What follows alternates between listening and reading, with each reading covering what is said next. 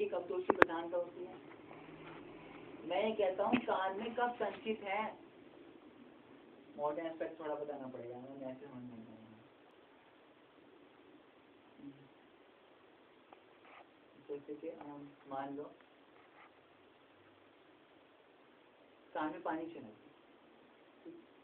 कान में पानी गया, वहां पे वो पानी जैसे ही पहुंचा वो मिडिल ईयर में पहुंचने वाला था, यानी कि टिम्पैनिक मेम्ब्रेन जो मिडिल ईयर में है, यानी टिम्पैनिक मेम्ब्रेन को वो क्रॉस करने वाला था, यानी कि टिम्पैनिक मेम्ब्रेन में पॉलिफरेशन करना था उसे, उस पानी को टिम्पैनिक मेम्ब्रेन में पॉलिफरेशन करना था। लेकिन हुआ क्या? हुआ ये कि वो पानी वहीं रुक गया, जिस कारण वहाँ बैक्टीरिया कलेक्ट हुआ, बैक्टीरिया कलेक्ट हो गए। बैक्टीरिया के कलेक्ट होने पर वहां पे जो है एक वैक्स बन गया, फर्स्ट फॉर्मेशन बन गई। लेकिन मुझे यहाँ फर्स्ट फॉर्मेशन वर्ड यूज नहीं करना, मुझे यहाँ पे सिर्फ वैक्स वर्ड यूज करना। वैक्स समझते हो ना? वैक्स समझते हो?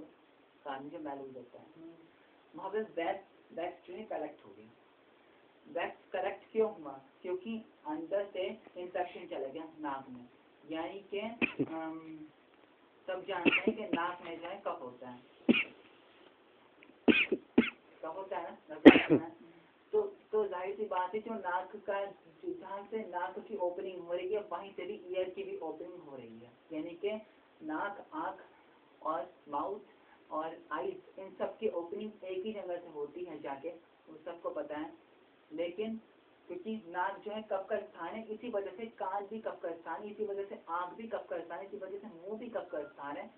तो जहाँ पे वैक्स होगा, जहाँ पर वैक्स है, आईज में वैक्स है, मुंह में जो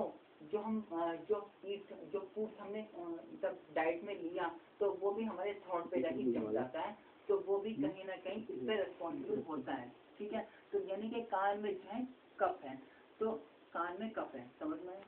इसी वजह से कान में कफ है, क्योंकि सब जगह सबकी ओपनिंग एक चीज से होती है। तो मैं जो बात बताना चाहता हूँ, बात क्या थी? कफ समझाना था, कफ कफ कफ यानी कि कान में सिर्फ कफ ही रिस्पॉन्सिबल है, ऐसा सुश्रुत ने कहा है। तो जो वहाँ पे कलेक्ट हुआ, जो कलेक्ट हुआ ना, मैंने एक वर्ड यूज किया था कलेक्ट, यानी कलेक्ट हुआ। खींच दे, मैंने मैं कुछ देख रहा हूँ, मुझे मेरा फोटो नजर आ गया ना, ठीक है मैं फिर तोड़ दूंगा। तोड़ दीजिए, जब भी तोड़ दिए फोटो का मिली आपको। हाँ ठीक है, मैं फोटो खींचता ही। ये रखो तुम हाथ मेरा हाथ इसमें। वहाँ पे जो उस वक्त जो कलेक्ट हुआ था, चाहे वो कुछ भी था, पानी था या कुछ भी था, चाहे वो पक्ष था, कुछ भी था, ठीक है, जो चीज वहाँ पे कलेक्ट हुई है ना, इसमें संचित, यानी किसी चीज का रुक जाना।